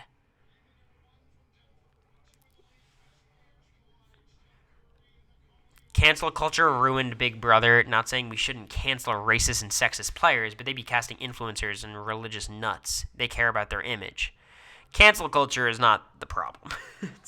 Anyone who screams cancel culture is bad, I'm suspicious of you. Yeah, what do you mean? I think the idea that they cast a lot of people who care about their brand is true. The one thing I disagree about is I don't think most of those types of players, like, if you'd want to say, who's that kind of player? Want to be in, like obviously, like, Blue cared a lot about being an influencer after the show. I don't think Blue was aware of the live feeds enough to conduct herself in a way where she would, like, be beloved. You know what I mean? And, like, not say certain things and will say certain things. Like, the overlap of people who are dying to be an influencer and know how the live feeds work to the extent that we all do, I think it's a very small overlap. Anyways, I think, I don't know if that came out right, but I think you guys get what I'm saying. I feel like the last few seasons have been full of people that don't need the money. Okay, we talked about that. I think Americory's might be the biggest parasocials in the BB fan base. I think Americory fans are exactly as parasocial as every single other group of every other group of fans for showmances. At least the showmances that last a long time after the show. I think Tangela was the exact same level of parasocial. Whatever few Kylissas there were super parasocial. The jailers and the Tubinas, hello. The Tubinas. Maybe the move is do the Derek and Claire where you get together after the show. And I feel like you might get a little bit less, but I'm sure they still have their problems. But acting like the Americories are any worse than other groups, like, it's like Dr. Will, you know what I mean? Like, you guys aren't the most parasocial fan base. You're all the most parasocial fan base. Everyone. So you guys are included. Yeah, and the Americory haters are more parasocial than anybody. Sometimes the house guest should be allowed to get a good slap in the face. Okay. BB15 would have been a great season if the racism wasn't involved. If is carrying the weight of the world. I do believe that Big Brother 15 was one of the most strategically interesting seasons. It's unfortunate that it's inseparable from the racism, not just because the racism was so in your face and ever present, but also because the racism influenced the strategy a lot. Like, just look at the boot order. So you really can't, like, even if there was no racist comments or racist behavior, the season would just be a different season. Like, strategically, there would be no resemblance. So I just think it's hard to... I know what they're saying. Like, strategically, it was interesting. BB19 is so good to watch strictly because of the sheer stupidity and immaturity. I think BB19's camp. It's my opinion. I know what camp means now. Almost everybody from BB23 was outside of the cookout, said they understood the objective of the alliance. They didn't take it personally, but were absolutely bitter as fuck about it once the cameras stopped rolling. I wasn't tuned into Twitter at that point. Here's what I will say. Everyone inside the cookout knew the mission and knew the objective and followed through on it. And then the second they got on the Challenge USA, holy shit, they were over the mission, which I thought was very, very fun to watch. Because, they were like, all right, mission accomplished. Time to fucking get out these people I've wanted to get out for months. Super, super funny. Thank you, Kirby, for the prime. I appreciate it. Literally. I'd be bitter. Look, I think it's one of those seasons, like, okay, you're on the season of the cookout. It's like, that's a bummer. Like, could I have been on the next season? Like, I do understand that. And I think there is a certain perspective of, like, if you're another person of color in the house who's, not black, do you feel like, well, this kind of sucks? Like, what? I still experience at least, some of the disadvantages, and there's not any mission to save me. But, I think the people on the season who are, like, people of color are not, they don't believe that, right? I don't think Derek X is waking up in the middle of the night being like, fuck the cookout. So, but again, thank you, Kirby, for the sub. I appreciate you. BB19 was such a dark and evil season. Wow. Not camp, apparently. I don't care if you're a bad player, as long as you're trying hard. MJ was 1,000 times more interesting for me to watch than a lot of the players in 26 because girl was always actively playing even if it was badly. I 100% agree. Active bad players, you're okay in my book. I love that shit. She's a top 5 winner. I don't think June is close to a top. She's close, but she's 6 to 10 for me. People have become so quick to point out Janelle's gameplay flaws. She's now becoming underrated. Discussion around Joseph proves a lot of people are lying about watching feeds. Yeah, okay. 2 parts to this take. Is Janelle underrated because so many people talk about, like, no. I get the idea of, like, sometimes the pendulum swings too far. Like, this person is so underrated. They're so underrated. They're so underrated to the point where they're overrated and vice versa. But I don't think Janelle's in that category. This second part, I fundamentally agree with. The notion that people don't watch feeds, and they pretend like they watch feeds. And I think BB26 is the season that made that super obvious to me. People talking about, like, how iconic the season was and all these things. And, like, from a feeder's perspective, I think that's an impossible perspective to have. So, like, and these people on Twitter obviously pose to be feeders, so I do understand that. Janelle getting a lot of comments because the poster used your photo? Of course, yeah.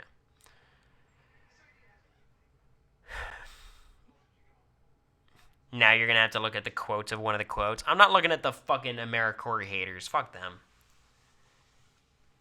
Even if you want to put us in the category of bad but tried hard, I'll take that. Did you go through all 200 of them? Yeah, now I'll go through these comments because this stream is 2 hours because it's a sponsored stream. How long has it been? I think it's been about hour 20. It doesn't say. It's been hour 14. Oh, boys. We're deep. Go to the comments. Absolutely. The top replies are cancerous. Cancerous is a crazy word to use. I haven't heard someone say cancerous. That was way out of the vernacular. Oh, by the way, Kendrick's new album is insane. Every song is stuck in my head. GNX is so good. Anita Baker in the tape deck. Oh my god. So good. Wait, let me see it real quick. The dimple.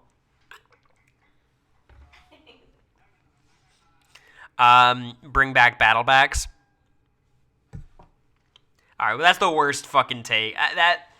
That is worse than any fucking take we saw during the actual quote tweets. Bring back battlebacks is your take? That's your take? Battlebacks, I think, are the worst feature of Big Brother. I think that's the worst twist that is consistently brought back.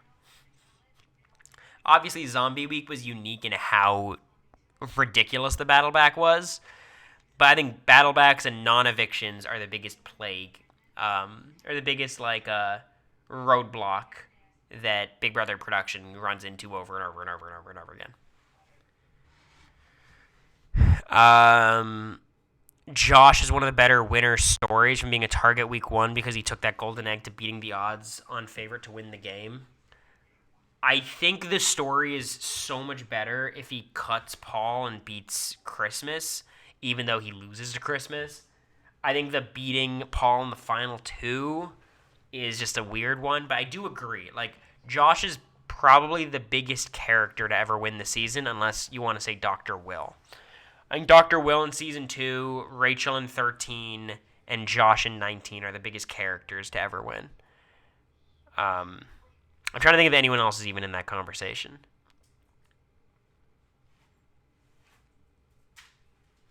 Ian's a bit of a character, but I don't think it's the same. Are you going to the SZA Kendrick concert? There's none in Nashville. It's all, arenas. Evil Dick. Yeah, Evil Dick's in that category, too. Totally right. Yeah, I said Rachel. Evil Dick, Rachel, Dr. Will, and Josh. Derek isn't as good of a winner as people make him out to be. He barely cracks the top 10. It's just an insane take. There's no way you can give me 10 names that are better than Derek. He played legitimately the most flawless game a Big Brother ever played, him or Andy. I think the argument you can make against Derek is it was a very easy win. It was there was no adversity, so maybe if you're evaluating him as a player, that knocks it a bit. But the game itself, there's really not much to criticize. Cody winning and taking him, it's bro, are you kidding me? And you even when you make the argument of his cast sucked, it's well, Frankie was good and Cody's a legend and Nicole's a legend. He had 3 top 7 players in the season. I understand at that point Cody wasn't as good as Cody got to be, and the same with Nicole. But Donnie wasn't even a pushover, and Christine wasn't she was playing. I think it's one of the stronger casts, which is crazy because that's definitely not I think what perception of that season is. Even someone like Hayden was playing,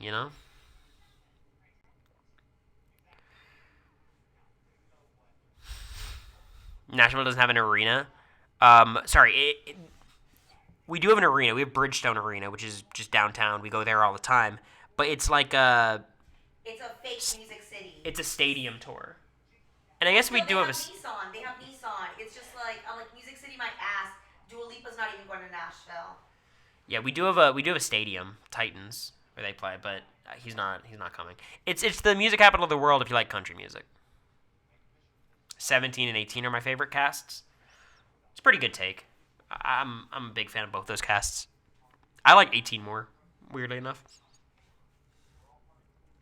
I don't understand why they say Devon is a good player. I understand the appeal of personality. First of all, I don't like the they. I don't know what you mean by they. But I don't think anyone's arguing she's a great player. What's her best placement? Is it 10th?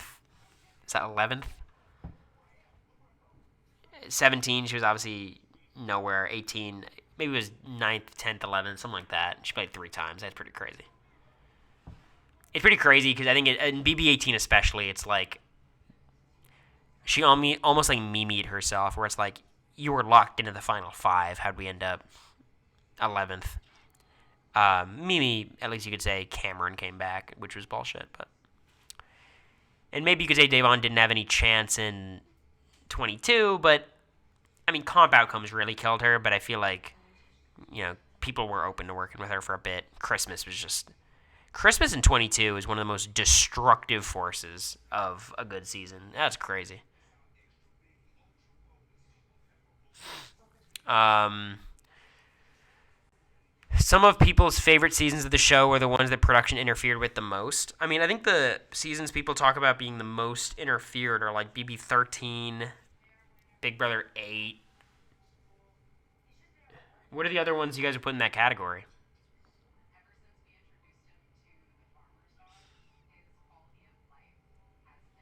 People need to learn the difference between the house guest and player, their issues. Sure, I agree, of course. What are considered like the most production impacted seasons? BB 26. In what way is BB 26 rigged? Yeah, 14 maybe. 14 because the coach is 19.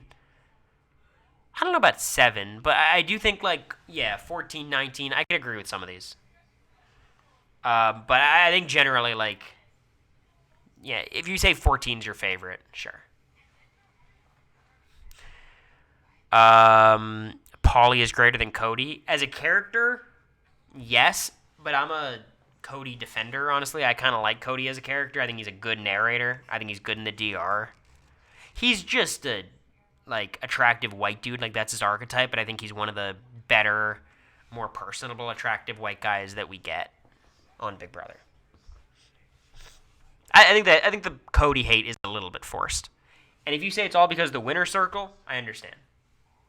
That's the one circumstance in which I do understand your perspective.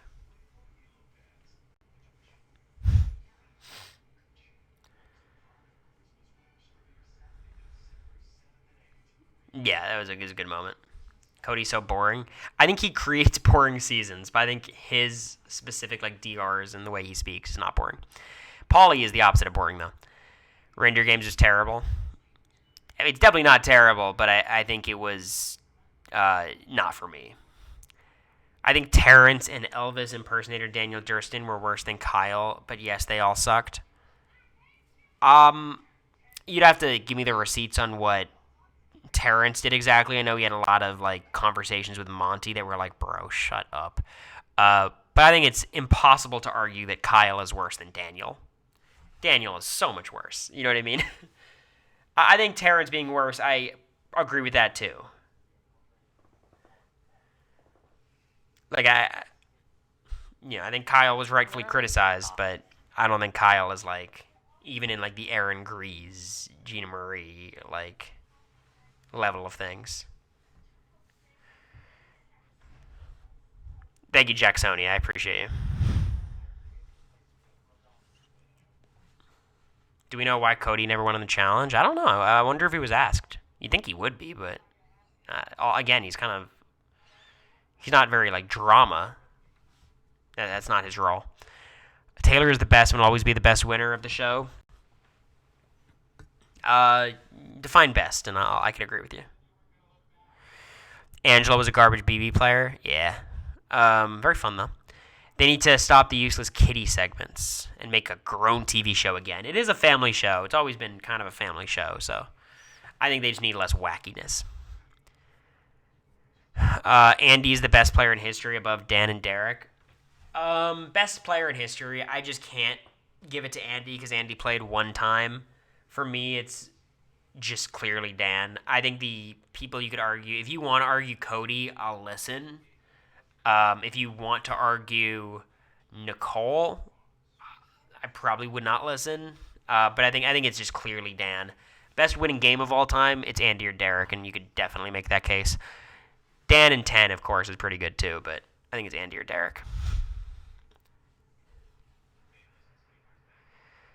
Will's overrated. Nicole would have won in modern times. Nicole would be hated in modern times, and I'm sure she was hated in the moment. BB5 is severely underrated. Karen's one of the best floaters of all time. I've got to watch BB5 again. Quinn swears by it. BB6, James and Yvette elevated the season. Not an Yvette guy. I think James is a fucking idiot, but he's a great character. In BB6 and 7, he's such a weird combination of plays so unbelievably hard and is a game bot and is emotional and brings drama. Like, he's an insane 1-in-1 casting choice. Dan played the dirtiest game in BB history and deserved to lose. Still goated, though. Deserved to lose in a vacuum. Like, certainly not to Ian or Danielle or Shane. Like, I understand why Dan lost. I think Dan losing makes more sense than Tyler losing, but I think Dan, it's not like he treated people poorly. You know what I mean? He betrayed them brutally, and I, as a juror, would be able to get over that, and other people were not, and there was a pact to not vote for vets, so.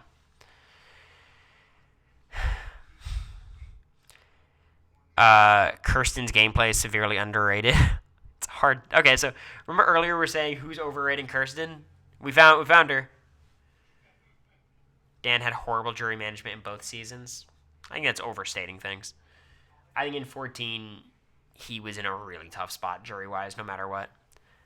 But yeah, I don't think Kirsten's gameplay is underrated. I think her potential as a TV character and a star is underrated for sure. Production needs to stop casting people who don't want to win. Of course, I agree. Showmances are fun. Yeah. I think here's what sucks. This happens a lot when you get a Big Brother season with 4 showmances or 3. Like, I do not enjoy the Big Brother kind of like 18, even though I like the season of like you have 21. 19 is probably the biggest example. 19 had Matt and Raven, Mark and Elena, Jessica and Cody. Like, I think getting 1 is fun. It adds an interesting dynamic. I think anything more than 2 is when it like simplifies the game to such a degree, and we know all the what all the noms are going to be, and it just gets boring. 20 had 3. Yeah, there's Fessy and Haley, Swaggy and Bailey, and Tangela. But like, I guess Swaggy was gone so early, it didn't feel as crazy. 19 had 4. What am I forgetting? It was a yeah, Maven, Mark, Lena, and Jody. Are you saying like Josh, Paul, and Christmas or something? I don't think there's a 4th. Yeah, that's all I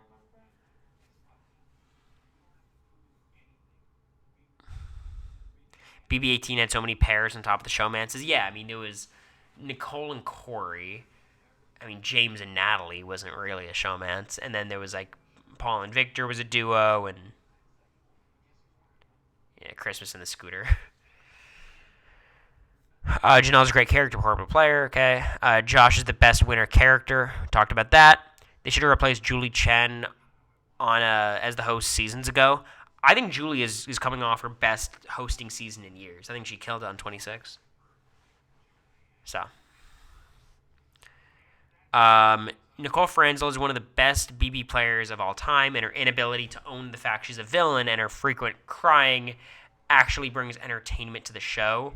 I think that second part is cope. Like, her not owning her game is good, actually. Like, I think that's wrong. I don't think it... Like, I think she's a good character. I think she's good in DR. She has a good cadence. She has a very memorable voice, obviously. But she's a legend. I think she's top 6 of all time. I'd be comfortable with top 6. Yeah, Paulie and Zakiya, of course. But I think it's insane to say she's not one of the best of all time.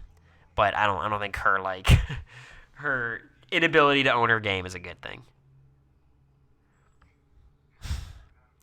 Natalie was the best player on season 11. No, it was Kevin. It was Kevin. Yeah. What do you just Natalie, she was crazy. Oh. They should bring back those segments where they show a few of the players' families throughout the season. Yes, agreed.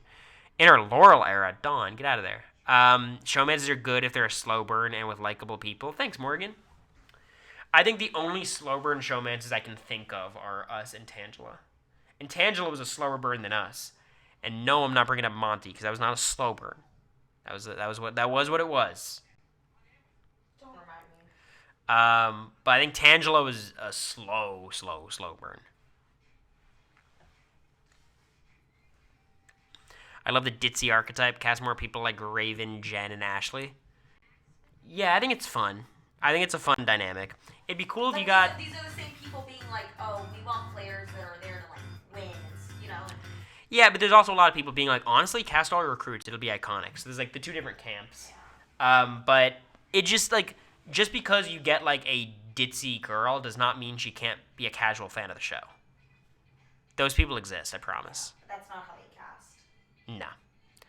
I think what happens is when they're making these casts, they feel like they need something very specific. They're like, okay, we don't have a brunette and we don't have someone from the South. So let's go find a girl who's a brunette from the South. And then they like go on TikTok and that's how they find him. Because they're looking for such specific things, you can't just go through the applicant pool. I think the applicant pool is like how they figure out what they need to recruit. I think. I don't know. I don't know. Talk to these people. Suri is the most dominant player to ever play. Blue Kim Stan. How dominant was Suri? If Suri won the season, I think you could... Even then, though, like, I think the way Suri, even when she was in power, ran the house was not as effective because, like, there was always so much happening. Like, Derek had the fucking house on lock. Paul had the house on lock. She's talking about traitors. This is in response to Big Brother. There's no way. She's talking about traitors. But yeah, like, I think this is pretty dumb. Like, I think Paul is probably the most dominant player. Paul in 19, I think, had the strongest hold over a game I've ever seen. And I think Derek in 16 is probably number 2. The BB Battle Arena is going to tank the year and just solidify to have better majority and take out the Minority Alliance. I think it's a very likely possibility, but if they cast all recruits again, maybe not. So it's like, either way we lose. Sorry. BB shouldn't be more than 70 days, regardless of cast size, and final 5-4-3 shouldn't take 3 whole weeks. 2 is probably fine. I agree. I think it should be less than 2 weeks. It never takes 3 weeks, to be clear. Like, that doesn't happen. I think the final 5 to the final 3 should be about 10 days. 10 days, I think, is about right for me.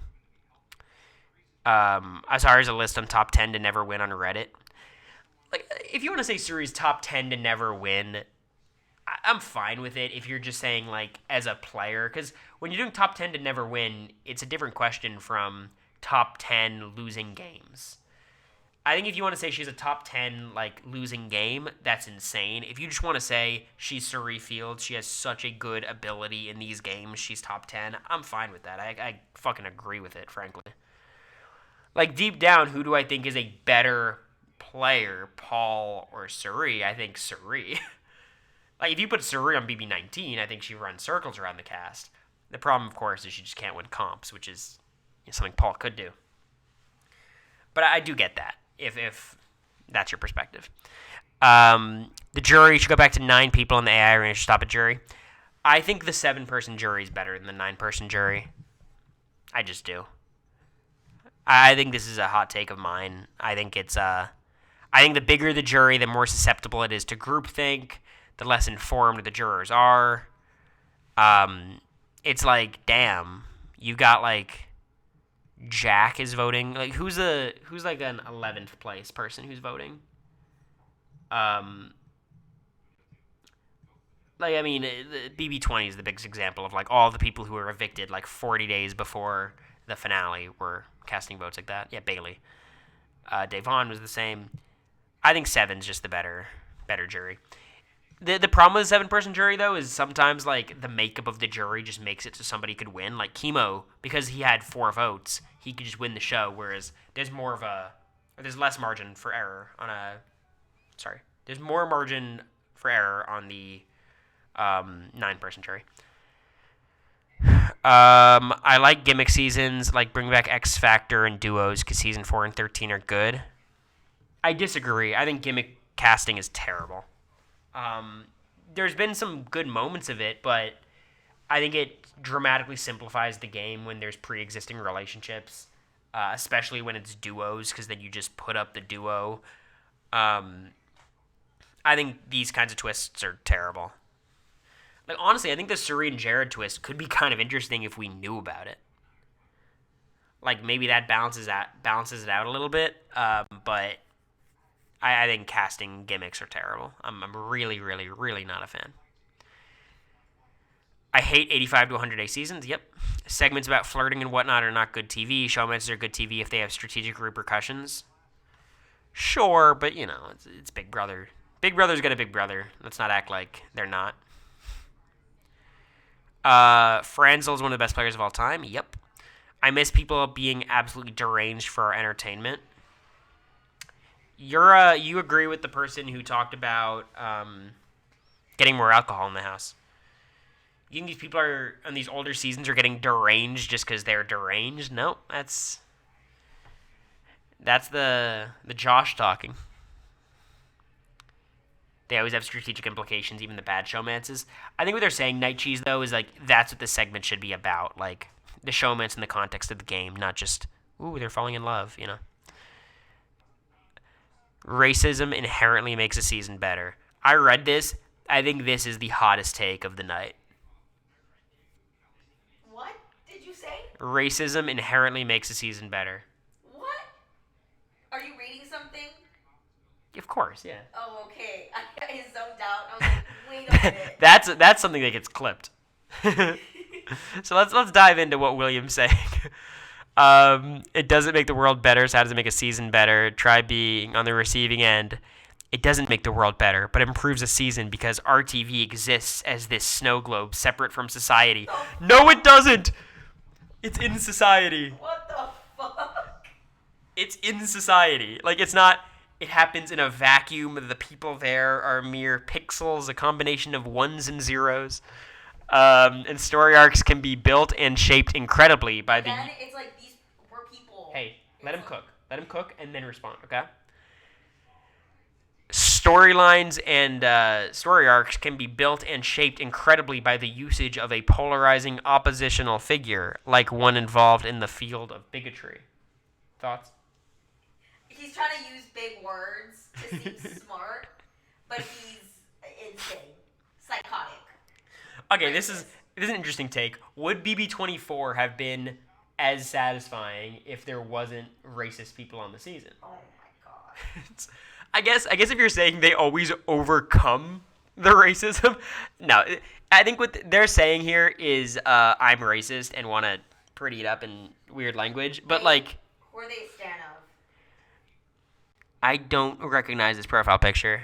What in the chat GPT, honestly?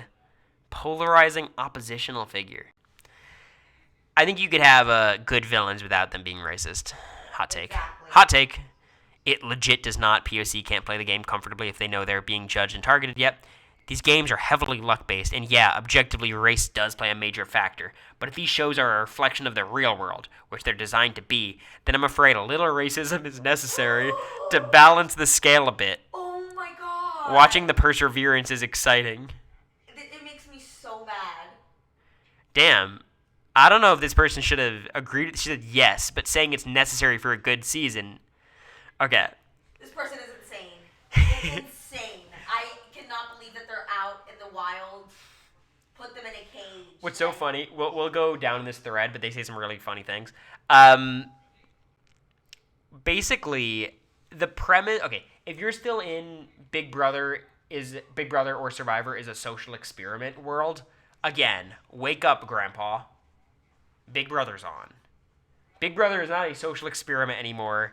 It is a reality TV goofy game for you to watch. The days of it being a social experiment, Will holding a fake fast, that's over. We are definitely judging. Follow the prompt, bud. The prompt being we listen and we don't judge. Yeah, honestly, we're all in the wrong. We shouldn't be judging. We shouldn't have dove headfirst into this. Person probably watches Fish Tank. Honestly, we should put them on. We should put them on to Fish Tank. They'd love it. Last I'm mentioning Fish Tank. How are you allowed in society? Because I'm not actually a racist, but you clearly enjoy racism only in television, not in the real world. So you like people to experience racism for the sake of your entertainment. That's more like it. Not really, because bigotry in television mostly helps further an idea about how stupid and irrational bigotry truly is in society. It's a cruel place to do it, sure, but it's part of our society and important. So what I was going to say about this is people made this point about casting forever, where it's like, oh, it makes sense there's only 2 black people a season because they only make up 14% of the population or whatever it is. Meanwhile, white people make up this much, which it's like, again, Big Brother is not meant to simulate or emulate life, not emulate the country. It's meant to be a reality TV game. So ways in which the world is not super great, Big Brother should do what they can to make it better on their show. So, baby, you're a sociopath? Yeah, it is given sociopath a little bit. Think this guy's a shit poster? I don't. I'm not going to click on their account, but I don't. I hated BB15, left us a terrible taste. Yeah, there are exceptions. Okay, that's bullshit. Well, you can't say you think racism makes seasons better and then not like BB15. That should be your favorite season. It just doesn't make sense otherwise. You know what I mean? Like, I'm sorry. I'm pissed. You should like BB15. What do you mean? That's gonna get clipped. No, what do you mean? You're like, your whole perspective is racism makes TV better, and you're like, but this racist season was a little bit too racist. Like, worked with BB24. Yeah, they're just saying like the racism is it makes it more satisfying when the people who are victims overcome it. Like, it's yeah. Is a crazy post, William. They said, listen, don't judge, and I let it rip. Amen. Okay, well, gotta respect that. That's a good gif. Yeah, I think this is the hottest take of the night. I think it's quite clear to me. All right. We got about 18 minutes left of the stream, so let's keep this going. 18 minutes. Wait, can someone explain real quick where the "we listen and don't judge" thing comes from? I feel like I wasn't on Twitter for a couple of days, and I come back, and this is everywhere. Yeah, does anybody know where it started? The "we listen and don't judge." I saw the Big Brother one first, but I assume that's because No, I've yeah. seen it for everything. Ban William from getting within 100 feet of a casting director. Well, you guys are not taking into account the fact that they're not racist. They said that, so it's a TikTok thing. It's a TikTok trend. Okay. Casting's getting worse and worse. Last season was the first time I stopped watching BB mid-season in at least 10 years.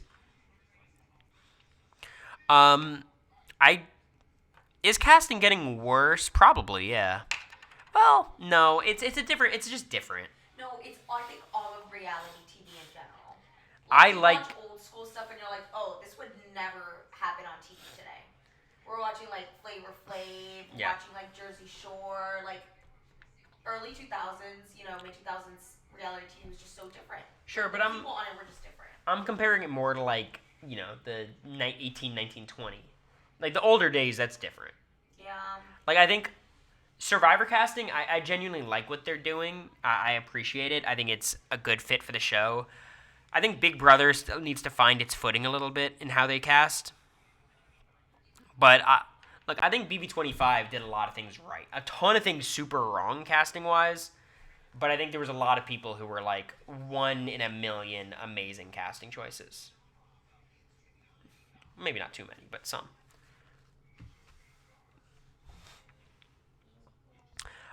Derek was handed the win in BB16. If it wasn't for the twist that sent Frankie home the same week he won HOH and veto, the outcome would have been different. People say this, and it very well could have been. It also very well might not have been. It was awesome for Derek's game. So good for it. But I think Frankie probably gets rid of, like, at worst, Cody, maybe Caleb, maybe Victoria. Like, it would have been messier, it would have been tougher, but Derek, I still think, wins the season somehow. Because everyone in the house would have still gunned for Frankie before Derek. It's just, could Frankie have won out, basically? And that is possible, considering the field. But, Caleb was still there, and he was a good competitor, and, maybe Cody's still there. Like, it's hard. Frankie was taking Derek to the final, too, yeah. BB22 had potential, but COVID took away that potential. Still a mediocre season, but I think about what would have happened without the negativity of the year, taking the house guest morale away. Okay, interesting. I've never seen that take. I think calling it a mediocre season is generous. I think it's one of the worst. It was a lot of excitement around BB22 because the beginning was really fun, just seeing all these people play again, and the final episode is one of the 5 best episodes ever. I just think the season would have been better if Memphis and Keisha were replaced with Josh and Casey. I think it would have been a much more interesting season. Like, objectively. Like, I think Tyler and Casey would have been very interesting. Tyler probably would have stuck around more and been more active. And Josh, we know what Josh does. So we were all very excited to see Keisha, and I was very excited to see Memphis. Keisha never had a chance, and Memphis sucked, so... But it would have, there was potential, I think, because if COVID didn't happen, just in the sense of, not losing Casey and Josh. BB10 wasn't all that. That's just rage bait. We need to bring back Who Wants to See My HOH Room. That still happens. We did that in our cast, right? We did that every time. Yeah, we did that. Reading your letters from home, that still happens. I guess you mean on the show. No, they should not make it a segment. Well, actually, fuck that. They should make it a segment. I'd rather see that than whatever stupid segment they're cooking up. Mostly because it's like a character moment for whoever the HOH is. Like, I appreciate that. It's a good character moment. The problem is, if it's Cameron, Jared, Jag. Like, that could get boring. But, when T-Core wins HOH, it'd be fun to have, a T-Core HOH moment. Same thing when whoever wins HOH. So, I do agree. Forcing character moments back in is good. Battlebacks. Okay, you lost me there, Kat. Good jury segments. It is crazy how horrible jury segments have become, and I know why. It's because of the structure of the way they're filmed. It's so regimented, and there's so many cameras around you. It's so hard to be natural, and they're so short. You just gotta give people more space to argue with each other. But yeah, no, the BB26 ones were terrible, and you'd think they'd be better. And interesting stuff happens in jury, luxury comps and low-key food comps. Luxury comps, absolutely not. Maybe make more I do like the comps where there's other prizes alongside the veto. I think that adds a fun dynamic. Yo, Anonymous, thank you for the 5 gifted. I appreciate you. I'm glad you popped in towards the end of the stream. Literally. Last 15 minutes or so. I appreciate you. Let's go. And a quick reminder, not to Anonymous. Anonymous, you've done your part, but to anyone else in the chat, HelloFresh is sponsoring this stream. The goal is 5. We're 1 away. The code is still pinned, so if you want to, be that guy, pop off, then I would appreciate it. But again, thank you so much, Anonymous. I appreciate you. Words cannot express my gratitude, truthfully. So thank you. Let's keep it going though. Thanks, Anonymous. Appreciate you. I like BB9. I get this. It's messy. If you like mess, this is one of the messiest. Yes, we did. HKL girl. Yes. BB24 is the best season. Insane take. April ran BB6. I think Maggie was more of the leader, but April, I think, probably had more win equity, as far as I remember. Again, I'm not an expert, but I think you could definitely argue it was like a partnership. Are the quote retweet takes any good? I already looked at all of them. You look back in the VOD, and they're terrible. Some of them are okay. Vanessa's the best woman to ever play BB. I would personally have Danielle Reyes above her. And I think that's it. Oh, and Nicole. I do Danielle Reyes and Nicole Franzel. I think it's close with Chelsea. I think they're pretty similar. Here's what I'll say about Vanessa, though. Like, I love Vanessa's game. It's one of my favorite games ever. I don't think it's like... If she came back again, I think she does worse. Like, I don't think her game is... Like, you can't do it twice. And I think it flops on a lot of seasons. Like, she was pretty insane the way she played. Very similar to Suri. Where I don't think it works again. And it might not have worked the first time on a lot of casts. So, like, I love Vanessa's game, but as a player, like, I would not want to bet on Vanessa. That seems very fucking stressful. People said the same about Tony. They did. And Tony had the opportunity to come back twice and was second boot and then won. So, like, it almost proves my point. Like, obviously, no one's arguing Vanessa's a bad player. Like, she's obviously incredible. It's just a super hit-or-miss strategy. I guess they never miss. Bring back food challenges and take away slop. Well, okay, so what the fuck are you talking about then? I guess you're saying PB&J or, like, other foods. But no, I think food comps are stupid. They're pretty fun. Like, I don't hate them on the show, but they're just a waste of time, and I'd rather replace that with character moments or strategy. Day 44 of BB21 was the absolute best day to be a BB fan. Yes. I don't know if it was the absolute best, but it's in the very, it's in the short list. Do you remember that day? What? The day that the 6 shooters blew up? So that was the day where 21, the Big Majority Alliance, blew up, and like it was the person who leaked the live feeds, like who went in and like leaked it to Twitter, and we were able to see the whole thing. And you saw like Julie with the earpiece.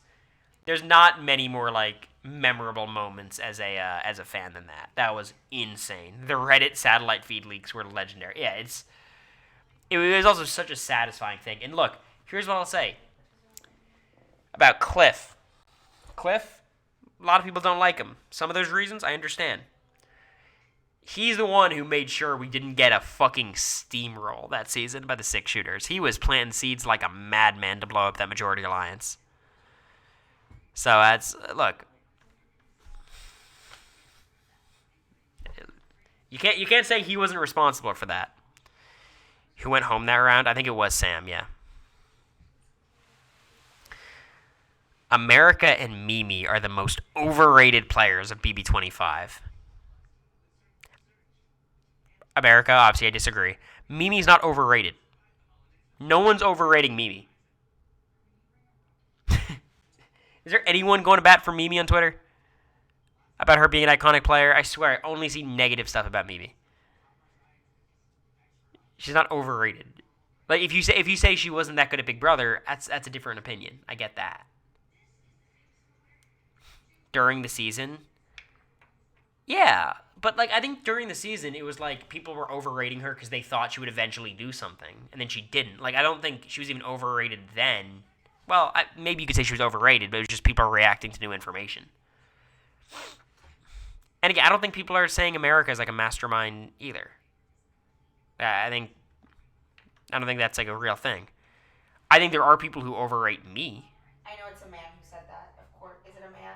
It's one of those Bitmojis. Is it a man? Yeah, he has a beard and a black hat. It's a man.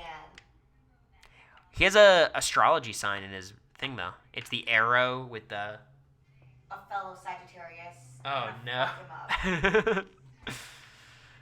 Yeah, but again, I think dude's fighting ghosts. No, but it's also like fucking stupid. Like what other woman in our cast? You know, like we stood no chance in a lot of these competitions. Like Bowie, Jane, or Erasure. Even then, she won 3 quizzes, to be clear. Like, no, she. It was literally 3 quizzes. But yeah, again, overrated. I think is goofy as hell.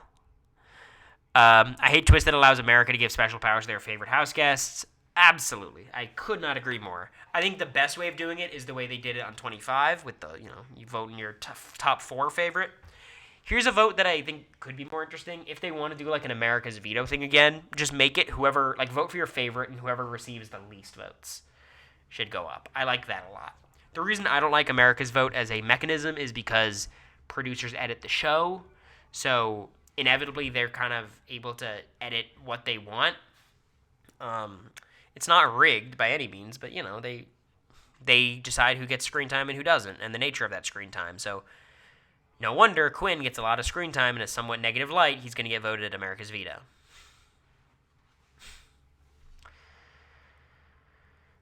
Where are you right now? We're just moving down the list. Let's check the time. We're definitely nearing the end. 55. Got another 6 minutes or so. Weeks in the BB house are too long. The show feels too edited around real weeks, and I think the game would be a lot more dynamic if there were 2 evictions per week. Okay, I think 2 evictions per week is too much. I think they should change the structure of the week, though. I think it should go HOH on Thursday. HOH on Thursday.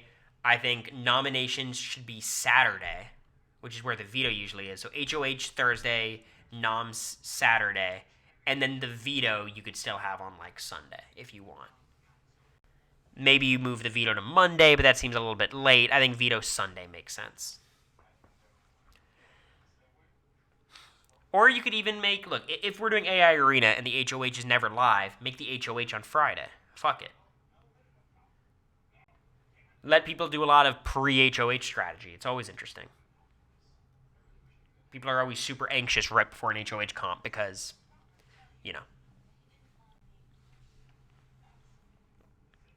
you gotta be anxious. Someone's gonna win HOH, you might be screwed. I was a huge fan of Ariana when I was younger, and Frankie got me into the series more than anything. So after his season, I was into almost every season after that. I'd seen a couple episodes here and there. Okay, I don't know. You're just sharing here, but I that's fun. I like that. That's good to hear. Nice. Glad you stuck around, Sydney. BB11 is a top tier season. Definitely not top tier, but I think it is underrated. Insane drama. There's a lot of drama, I was gonna say. Shima throwing the mic into the hot tub is inconceivable. Like, that's wild to me. It's been so underwhelming these past seasons. The last one I enjoyed was season 23, maybe 24. They need to step it up. Okay, relax. The last season I enjoyed was 3 seasons ago. But yeah, like, I think as you get distant from the season, your opinions about them chill out a lot. Dan should have won twice. Ian didn't do anything but hide behind Brittany most of the season. Well, okay, Brittany went out at the final 8, so he still had a while to go. Granted, he was immune every week, except for the final 4, of course. Ian did not do nothing.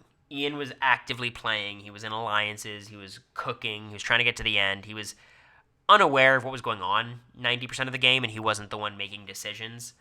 But that doesn't mean he was, like, coasting. He was there. He was there, and he was playing. BB26 is overrated. Yeah, I think so a little bit. Nicole F. played a top-tier game. I think that's impossible to argue. I think BB18, I'm a lot higher on her game than most people, but it's not top-tier. If you want to say it's like an A-tier game in the same category as, like, Steve, I'd be willing to listen to that. Paul, the best player to never win. Already talked about it. Chelsea's the best winner. I think that's a really hard take to argue. Jeff and Jordan were the best showmans to ever walk through those doors. Were they the best showmans strategically? Obviously, like, I think resume-wise, they have to be. And granted, I think BB13 was a very soft landing spot for vets. But, like, Jordan was 1st and 4th, and Jeff was 5th and 7th. That's pretty crazy. I don't think there's a showmance that has a better resume than that. Brendan and Rachel definitely don't. Tangela is pretty good. Tangela's solid. I mean, Jackson and Holly. I hate to say it, but shit. I mean, that did happen. We can't just forget. But I think Jeff and Jordan probably are the strongest. And, like, here's the thing. They're not that bad at the game either. Like, Jordan is just a classic social player who's pretty good at comps, too. And then Jeff's, like good at comps as well. And knows how to rally people around him, right? So I think there's some revisionist history about, like, how bad Jeff was. Like, I'm really not a fan, but he was pretty good. Not crazy good, but, like, no dummy. They should keep the BB Arena for at least one more season. Yep. Big Brother as a show is designed so that it starts better than it ends. So often when I see seasons ranking, everyone agrees that most seasons are great, even if they have a weak ending. 100%, that's the nature of the show. It's the same thing with Love Island. The elite Big Brother seasons are the seasons that have good endgames, and there's very few of them. Big Brother 14 had an elite endgame. Even, the endgame made the early game. Like, the early game of 14 wasn't even that good. The endgame was excellent. Big Brother 7 had an excellent late game. Big Brother 10 had an excellent late game. So that's really what sets apart good seasons from great seasons. But what does it mean to be the best showmance? I mean, like, in terms of, strategy and your resumes as players. BB13 is the best regular season. I'm biased because it was the first season I watched. It's just not a regular season, though. Unless you're saying, like, not spin-off. But I don't think anyone's saying the spin-offs are the best regular. But BB13, I think, is similar to BB24. Obviously, there's different implications to, like, Taylor's story and Rachel's story. But where it's, like, it's basically, do you like the Rachel winner story? If you do, you love BB13. If you don't, it doesn't move you that much. I think Taylor's story was also a little bit more central, but I think there's similarities to the seasons. Where it's like a awesome result, kind of, but the journey there isn't always perfect. Body diversity is needed. Yeah, for sure. You just also have to tailor comps to accommodate body diversity, which, they did a lot better on 26 than they did in 25. Unfiltered and unscripted BB was more entertaining. It's a different world, though. Like, if you had... Like, Janelle, if she went on the show today, would be despised by most of BB Twitter and liked by, like, some of the rabid Mackenzie fans. It's not Mackenzie's fault, but you guys know what I mean. It's just a different time. Like, well, we're never going to get that back, and we can't. The America Hates Shelly Moore Facebook page and Wall Yeller BB22 are the... I don't really know this. I know the Wall Yeller BB22. Bronte is the real winner of Season 18. Funny-ass character. Jackson played a good game. I think his game's overrated. I don't think it's bad. I think he's an active player, and he's one of... Like, if you truly ranked everyone's winning games, he's probably, like, 15th out of 25. Like, he's not bottom tier, he's not high tier, but his game, I think, is overrated because of the comp wins. For a season to be great, we need a villain that gets to the finals, and if possible, 2 villains, but they shouldn't win. Let's think about it. Big Brother All-Stars, I mean, I guess you call Dr. Will the villain. Big Brother 10, I guess you'd call Jerry the villain. BB 14, Dan's the villain. I mean, you could like make it work, but I think the idea of someone beating the villain at the end is a cute idea. So I get that. My favorite BB blindside was Dan blindsiding Danielle and Shane at the Final Four of BB 14. Tubina's greater than Brenchel. If this was a Tubina's greater than Americory thing, I'd be like, fuck you, but you're allowed to have your opinion, but fuck you. Tubina's Brenchel, they got kids, man. Like, give it a rest. Let Tubina cook first before you set them up like that. I have an affection for BB9, sure. Will Kirby's one of the greatest reality TV personalities of all time. That's undebatable.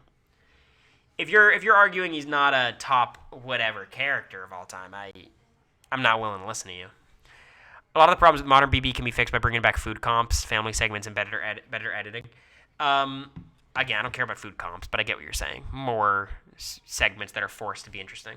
All right, 30 more seconds. I'm going to get offline. I appreciate you guys. Again, the HelloFresh links are going to be active for the next few streams. I'm going to try to stream as much as I can. It's obviously tough. I can't be as consistent as I would like. Once I'm in Florida, like home Florida, I'll be streaming somewhat consistently. And then back in Nashville, I'll be fully back at the mill. Especially because at that point, my law school applications will all be submitted. So you guys are really going to have me. And I'm going to try to redo how I stream a little bit, with like a dedicated segments every week.